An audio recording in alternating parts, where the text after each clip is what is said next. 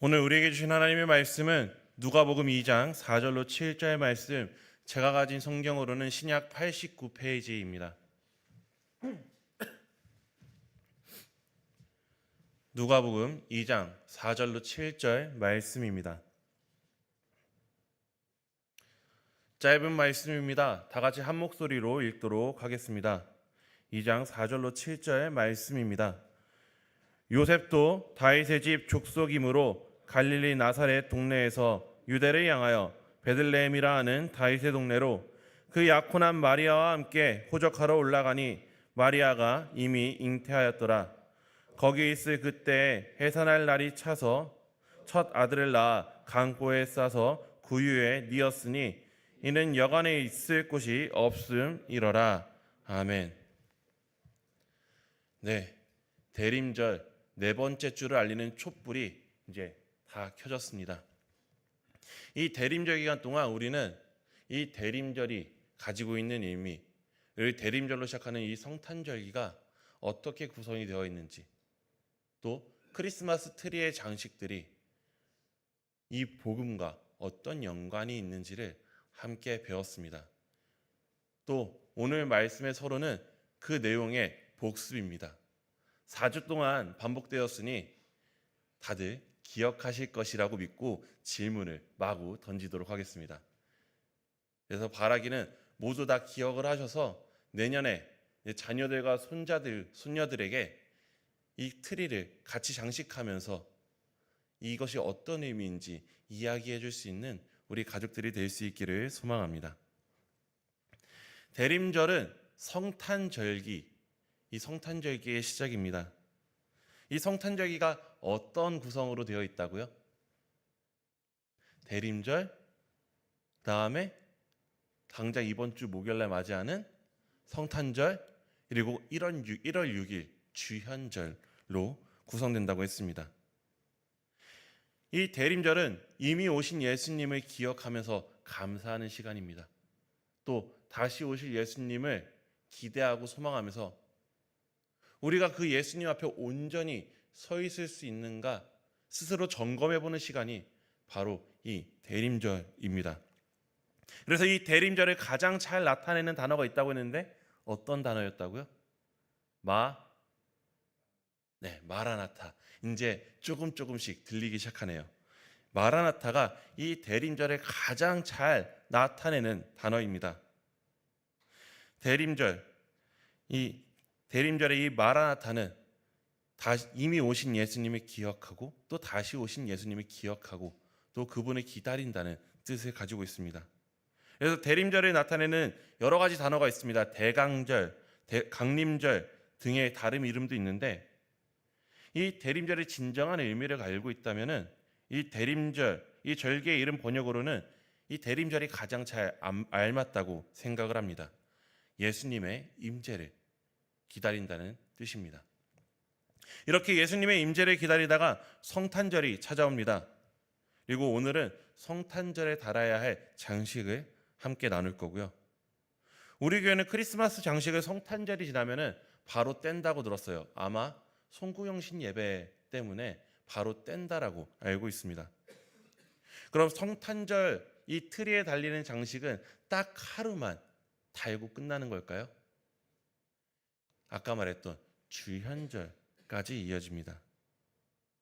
영어로는 에피파니라고 하는 이 주현절, 어떤 교단에서는 예수님의 탄생일로 지키고 또 우리 교단에서는 예수님께서 세례받은 날로 지킨다라고 했습니다. 주현, 예수님께서 그러니까 나타나신 날이라는 의미 때문에 우리는 예수님께서 이 세상 가운데 자기를 드러내신 그 세례받은 날을 기념하면서 이 주현절을 지킵니다. 이렇게 성탄절기는 성탄절 전 4주 동안의 대림절 기간으로 시작해서 그리고 1월 6일 주현절, 그 이후에 바로 첫 주일인 주현주일까지 이어집니다. 그래서 이번 성탄절에는 크리스마스 트리를 함께 보면서 말씀을 나누었습니다. 오늘은 이 트리의 마지막 성탄절에 장식해야 될 그 장식에 대한 이야기입니다. 지난 시간에도 한번 언급되었던 본디 이번 주까지 대림절 장식을 이야기를 하고 다음 주 목요일 성탄절 설교를 해야 하는데 제가 다음 주 성탄절에 설교를 하지 않잖아요. 그렇기 때문에 미리 하나하나 땡겨서 이 말씀들을 전하게 되었습니다. 이 성탄절 트리는 그 나무 자체도 의미가 있다라고 함께 나누었습니다. 생명나무 열매, 그리고 예수님께서 달리신 십자가 나무, 이사야 11장에 언급된 이 세 줄기를 언급하는 그런 나무가 바로 저 성탄절의 나무라고 했습니다. 이 성탄나무에 침엽수를 쓰는 이유가 저게 아무래도 생명나무인데 잎이 다 떨어져 있으면 안 되기 때문에 전통적으로 전나무를 많이 사용했다라고 합니다. 이 트리에 대림절 첫째 주에는 어떤 장식을 달았다고요? 네, 저기 박혀 있는 트리를 한번 떠올려 보시기 바랍니다. 네, 빨간 공, 네, 빨간 공입니다. 빨간 공은 선악과의 열매와 그리고 생명나무 열매 이 두 가지를 상징한다라고 이야기를 했습니다. 이 아담과 하와가 에덴 동산에서 선악과와 생명나무 열매를 날마다 선택할 수 있는 기로에 놓였듯이 우리도 매일매일 선택의 기로에 놓입니다. 하나님을 기쁘시게 하는 선택을 할 것인지, 또 우리 양심을 속이고 하나님과 등을 돌리는 선택을 할 것인지, 이 둘 사이에서 하나님을 기쁘시게 할 선택을 하기 위해서 그것을 다짐하면서 우리 교인들은 빨간 공을 저 트리에 달았습니다. 두 번째 주에는 뭘 달았다고요? 지팡이를 달았습니다. 이 지팡이는 모세의 지팡이였습니다. 이 지팡이 속에는 스스로 지은 죄로 인해 위축되어 있던 모세를 향한 용서, 그리고 모세의 순종, 그 은혜에 대한 기억의 의미가 담겨 있습니다. 모세가 이 지팡이를 보면서 하나님께서 내게 이런 은혜를 베푸셨지 항상 기억했던 것처럼 우리도 저 나무에 달린 지팡이를 보면서 우리에게 하나님께서 베푸셨던 은혜를 기억하는 시간을 가지기도 했습니다. 또한 세 번째 주에는 무엇을 달았습니까? 빵하고 새, 만나와 메추라기를 상징하는 빵하고 새를 달았습니다. 광야에서 하나님은 이스라엘 백성들에게 매일 저녁에는 메추라기를, 아침에는 만나를 주셨습니다. 그리고 그날 먹을 것만 거두라고 하셨습니다.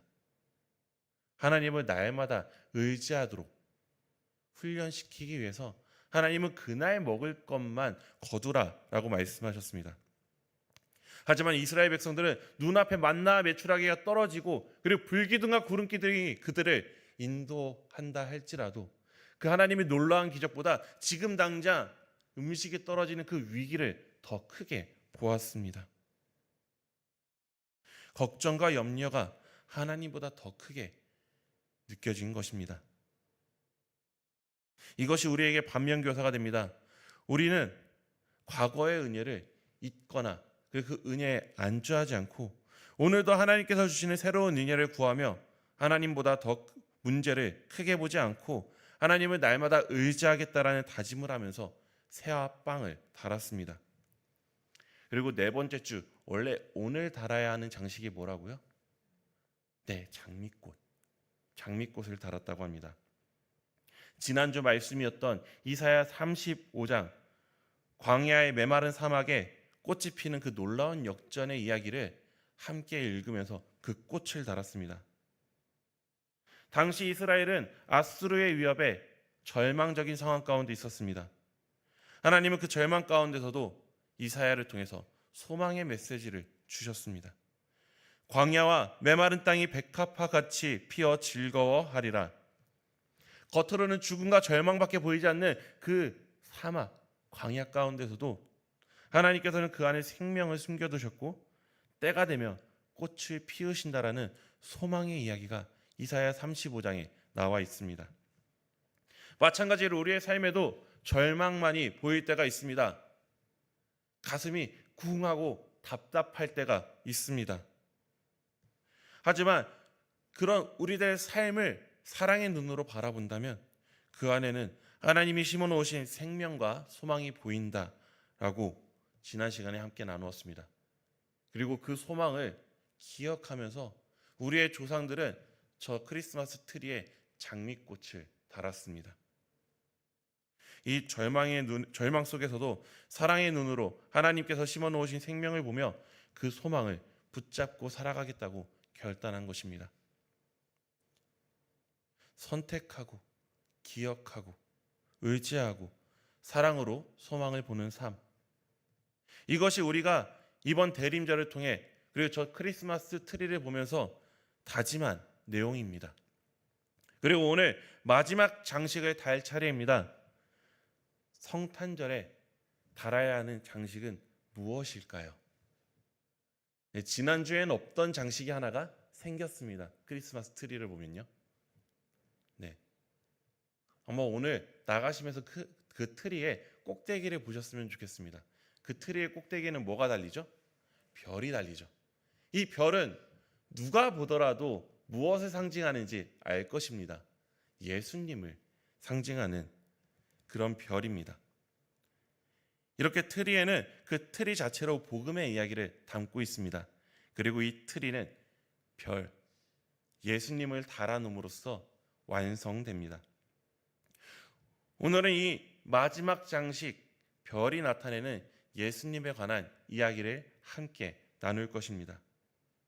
예수님께서 이 땅에 오실 때 어떤 마음으로 오셨을까? 또 어떤 사명을 가슴에 품고 오셨는지를 한번 상상해 보았으면 좋겠습니다. 오늘 우리가 함께 읽은 이 본문은 누가복음 2장에 예수님께서 탄생하신 이야기입니다. 매번 성탄절이 올 때마다 우리가 반복해서 읽는 구절입니다. 저는 이 구절을 읽을 때마다 이 구절이 예수님의 출사표와 같다라고 느껴졌습니다. 출사표가 무엇입니까? 전장에 장수가 나갈 때 장수가 자신의 목숨을 걸고 이 전쟁터에 나가면 임금께 올리는 글입니다.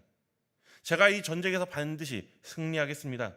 제가 이 목숨을 걸고 이 사명을 완수하겠습니다.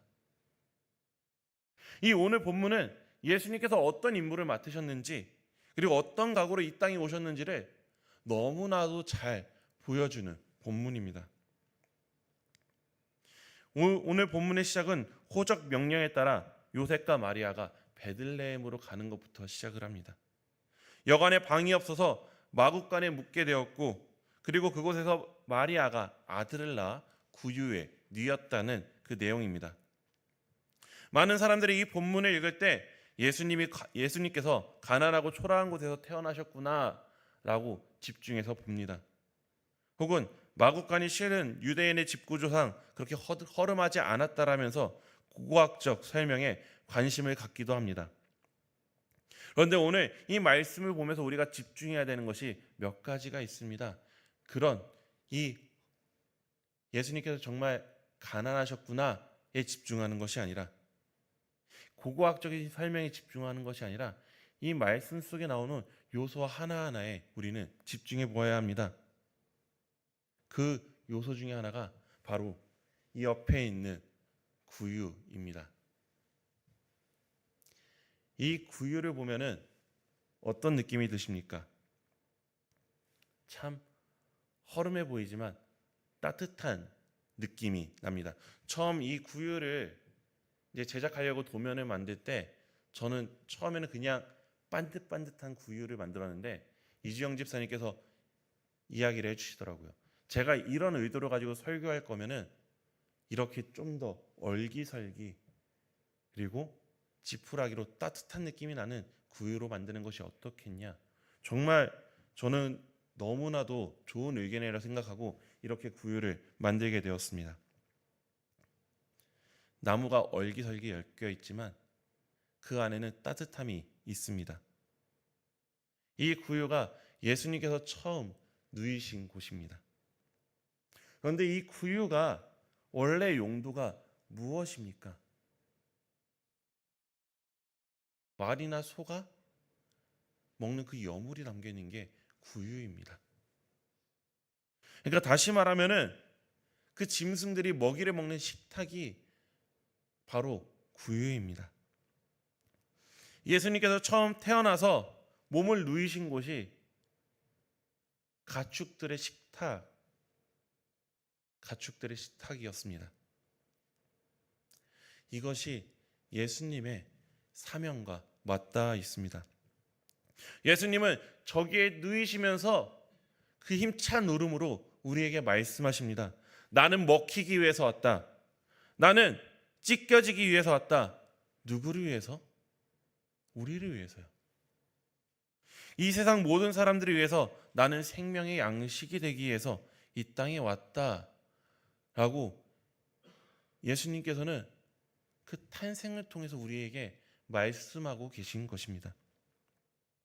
심지어 예수님께서 누이신 그 식탁이 사람의 식탁도 아니에요. 짐승의 식탁, 그것도 먹이사슬 아래에 있는 초식동물들이 주로 밥을 먹는 식탁에 누이셨습니다. 우리가 누군가를 얕잡아 볼 때 뭐라고 말하나요? 쟤는 내 밥이다 라고 말을 하지 않습니까? 예수님은 그렇게 낮고 낮은 자리에 자기의 몸을 누이셨습니다. 이 세상 모든 자신의 손으로 지은 그 모든 피조물보다 낮은 자리에 예수님은 거하겠다라고 말씀하신 것입니다. 왜요? 우리의 생명의 양식이 되기 위해서요. 이미 구유에서부터 예수님은 자신의 사명을 선포하신 것입니다. 나는 너희를 살리기 위해서 내 생명을 내어줄 것이다. 이것이 예수님의 출사표입니다. 이 출사표를 뒷받침하는 놀라운 사실이 있습니다. 바로 예수님께서 태어나신 동네의 이름입니다. 많이들 이 베들레헴이라는 동네의 이름의 뜻을 아실 것입니다. 이 앞부분은 집을 의미하고 레헴은 빵을 의미한다고 했죠. 그러니까 베들레헴은 빵집입니다. 하나님께서는 예수님께서 태어날 이 장소마저도 다 의도하셨습니다. 생명의 빵으로 오실 예수님을 빵집에서 태어나게 하신 것입니다. 하나님은 예수님의 탄생을 통해 구유라는 장소, 베들레헴이라는 지명으로 예수님께서 어떤 분으로 이 땅에 오시는지를 이미 말씀하신 것입니다. 그리고 예수님께서는 그 생애를 통해서 끊임없이 자신이 어떤 사명을 가지고 왔는지를 선포하십니다. 요한복음 6장 말씀들을 함께 읽어보도록 하겠습니다. 35절 말씀입니다. 예수께서 이르시되 나는 생명의 떡이니 내게 오는 자는 결코 줄이지 아니할 터이요 나를 믿는 자는 영원히 목마르지 아니하리라. 55절로 56절 말씀도 함께 읽어보도록 하겠습니다. 내 살은 참된 양식이요 내 피는 참된 음료로다. 내 살을 먹고 내 피를 마시는 자는 내 안에 거하고 나도 그의 안에 거하나니. 아멘. 예수님께서는 구유를 통해 말씀하신 그 자신의 사명을 자신의 삶 가운데서 끊임없이 말씀해 오셨습니다. 나는 너희의 생명의 양식이다. 세상의 양식은 먹고 배부르지만 시간이 지나면 다시 배고파집니다. 일시적인 만족만을 줍니다. 하지만 예수님이라는 생명의 빵은 다릅니다. 한번 먹으면 영원히 배고프지 않는다라고 말씀하십니다. 예수님은 우리를 온전히 살리시는 분이시기 때문입니다. 예수님께서는 그 사명의 말미, 그 생애의 말미에 이 사명을 포기하실 수도 있었습니다. 겟세마네 동산에서 예수님께서 기도하십니다. 마태복음 26장 39절 말씀을 제가 한번 읽어보도록 하겠습니다. 내 아버지여 만일 할만하시거든 이 잔을 내게서 지나가게 하옵소서. 이 잔을 내게서 지나가게 하옵소서. 그러나 나의 원대로 마시고 아버지의 원대로 하옵소서. 아멘. 예수님께서도 이 자신의 사명이 두려웠을 것입니다. 십자가의 고난, 온 인류의 죄를 짊어지는 그 무게가 참 무거웠을 것입니다. 하지만 예수님께서는 순종을 택하셨습니다. 구유에서 내신 그 출사표를 끝까지 완수하시기로 결단하셨습니다. 그래서 마지막 만찬의 자리에 예수님은 빵을 들고 말씀하십니다. 이것은 너희를 위하여 찢겨지는 내 몸이다. 포도주를 들고도 말씀하셨습니다. 이것은 너희를 위하여 흘리는 나의 피다. 구유에서 선포하신 그 출사표를 예수님은 성탄의 식탁에서 확정하신 것입니다. 그리고 십자가로 나아가셨습니다. 이 구유를 다시 한번 보았으면 좋겠습니다. 이 구유를 만들고 나서 여러 가지 의문점들을 많이 받았습니다. 어떤 분들은 구유를 왜 이렇게 크게 만들어요? 어떤 분들은 구유의 이 덮개를 왜 만드셨나요? 라는 질문을 했습니다. 이 구유는 실은 성찬상의 크기로 만들어졌습니다. 오늘 말씀을 전하기 위해서 성찬상 크기로 만든 것입니다. 예수님께서 처음 누이신 그 식탁, 그 구유, 그리고 예수님께서 마지막으로 자신을 내어주신 그 식탁, 성찬상, 이 둘은 하나로 연결됩니다. 그래서 내년 초에 이제 또 성찬식이 예정이 되어 있다고 하더라고요. 일부 예배 때 성찬식은 바로 이 구유 위에다가 빵과 포도주를 놓고서 진행을 하려고 합니다.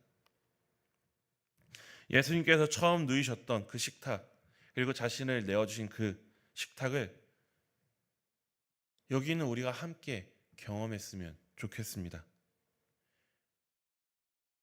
이 구유 위에 놓여진 그 빵과 포도주를 먹으며 우리가 예수님을 먹는 것이 어떤 의미인지를 기억했으면 좋겠습니다. 시작과 끝, 구유와 성찬을 하나님께서는 하나로 묶으셨습니다. 예수님께서는 이 사명을 위해 오셨고 끝까지 그 사명을 지키셨습니다. 가장 낮은 곳까지 내려오셔서 온전히 자신을 내어주셨습니다. 그리고 순종을 통해서 부활하시고 죽음을 이기시고 출사표를 완수하셨습니다. 이 십자가에서 예수님께서 외치신 말씀이 있습니다. 다 이루었다. 이것은 장수가 그 전쟁에서 이긴 것과 같은 그 함성입니다. 예수님의 승전보입니다. 독일의 한 철학자 포이어바우는 이런 말을 합니다. 인간은 그가 먹는 바로 그것이다. 당신이 먹는 것이 바로 당신이 된다. 이 말은 처음에는 사회 비판적인 이야기였습니다. 고급 음식을 먹으면 부르주아고 형편없는 음식을 먹으면 가난한 사람이라는 직설적인 표현이었습니다. 그리고 현대에서는 좋은 음식을 먹으면 건강해지고 나쁜 음식을 먹으면 또 몸이 안 좋아진다. 이제 건강과 관련된 말로 이제 우리가 쓰고 있습니다. 그런데 이 말이 참 맞습니다. 우리가 먹는 것이 참 중요합니다. 다이어트를 할 때도 중요한 것은 우리가 어떤 음식을 먹는가, 그것이 가장 중요합니다. 우리가 무엇을 먹는가에 따라서 우리의 몸, 우리의 체질은 변화하기 때문입니다. 그렇다면 우리 기독교인, 거룩한 사람들, 성도가 먹는 것은 무엇입니까? 이 구유에 놓이신 예수님을 우리는 먹습니다. 예수님의 살과 피를 우리는 때마다 먹는 것입니다. 우리는 이 구유에서 시작돼서 성찬상에서 완성된 예수님의 몸을 먹는 사람들입니다. 그렇다면 여러분이 먹는 그것이 바로 여러분이 된다라는 이 말을 어떻게 적용할 수 있겠습니까? 우리는 예수님을 먹은 자들입니다. 그럼 예수님처럼 되어야 합니다. 이 성찬을 먹은 자가 예수님 안에 거하고 예수님도 우리 안에 거한다 라고 말씀하셨던 그 말씀대로 우리 안에 계신 그 예수님을 끊임없이 닮아가는 삶이 우리에게 요구되는 것입니다. 예수님은 어떤 분이셨습니까? 가장 낮은 자리에 자신의 몸을 내어주신 분이십니다. 짐승의 식탁까지 내려오셨어요. 그 낮아짐을 통해 결국 죽음을 이기시고 이 세상 모든 피조물들에게 생명을 주었습니다. 그럼 예수님을 먹은 우리는 어떻습니까? 우리가 교회에서, 가정에서, 사회에서 어떤 모습으로 살아가고 있습니까? 낮아지기는커녕 높아지려고 하지는 않습니까? 인정받으려 하고 존중받으려 하고 대접받으려 하진 않습니까? 사회에서도, 교회에서도, 가정에서도요. 예수님은 자신을 내어주신 분이십니다. 자신의 몸을 우리를 위해 찢으신 분이십니다. 자신의 피를 우리를 위해 흘리신 분입니다. 그 예수님을 먹은 우리는 어떻습니까? 내 것을 지키기에 급급해 있지 않습니까? 내 시간, 내 돈, 내 편안함만을 생각을 합니다. 누가 나를 위해 무엇을 해줄까만을 생각을 합니다. 자기는 가만히 있으면서 열심히 섬기는 이들을 보면서 그 섬김을 당연하게 여기고 불평불만하고 시기와 질투 어린 말을 하는 것이 우리 교회뿐만 아니라 지금 현대의 교회의 대부분이 가지고 있는 문제가 아닌가 생각해 봅니다. 예수님은 섬기신 분입니다. 섬김을 받으려 온 것이 아니라 섬기려 왔다라고 말씀하십니다. 제자들의 발을 씻기셨습니다. 그런데 우리는 예수님의 살과 피를 먹고도 섬김만 받으려고 합니다. 나를 섬겨줘야지 하는 마음으로 삽니다. 우리가 구유를 볼 때, 저 트리에 있는 별을 볼 때 예수님의 낮아짐을 기억했으면 좋겠습니다. 낮아짐으로 결국에는 승리하신 예수님, 자신을 내어줌으로 생명을 주신 예수님, 그 예수님을 먹은 우리가 예수님을 닮아가도록 우리는 노력해야 할 것입니다. 그래서 우리가 이 구유 앞에서 떳떳했으면 좋겠습니다. 겸손하게 우리 자신을 내어주고 하나님께서 부르신 그 자리에 섬기고 있었으면 좋겠습니다. 우리는 때로 이렇게 변명하고 있는지도 모르겠습니다. 그렇게 살면 손해봅니다. 그렇게 살면 이용당합니다. 맞습니다. 예수님을 따라 사는 길, 그 길은 십자가의 길이 될 수밖에 없습니다. 현실적으로 힘듭니다. 때로는 선의가 오해를 받을 때가 있습니다. 하지만 예수님께서 그 길을 가셨잖아요. 그리고 그 끝에 부활이 있었습니다. 우리는 그 예수님의 살과 피를 먹으면서 정작 그 길은 가지 않으려고 할 때가 너무나 많습니다.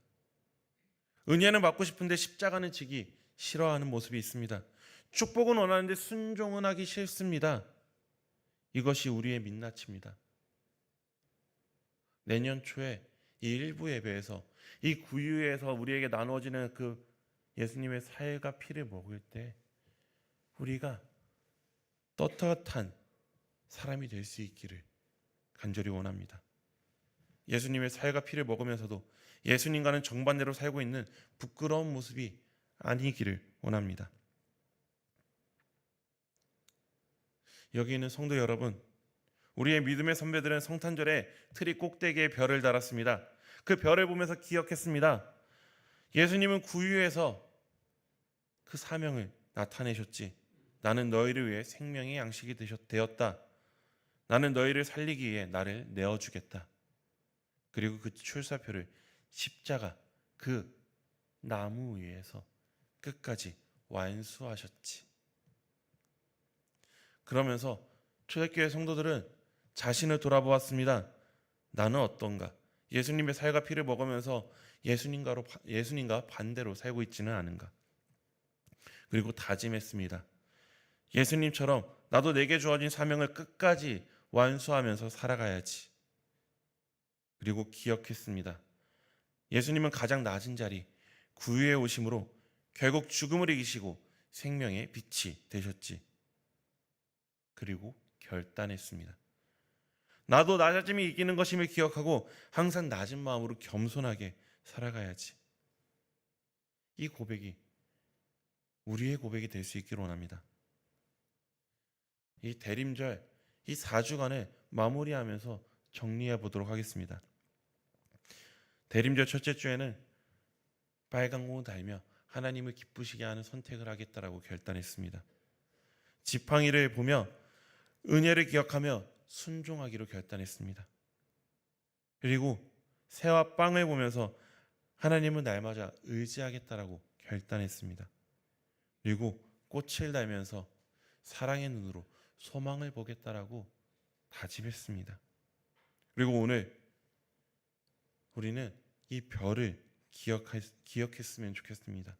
구유에서 출사표를 내시고 십자가에서 사명을 완수하신 그 예수님을 선택하고 기억하고 의지하고 사랑으로 보며 또다시 기억하는 그런 삶을 우리가 살아가기를 원합니다.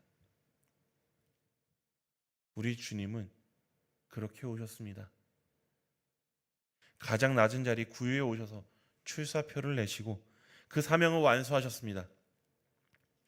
그리고 다시 오실 것입니다.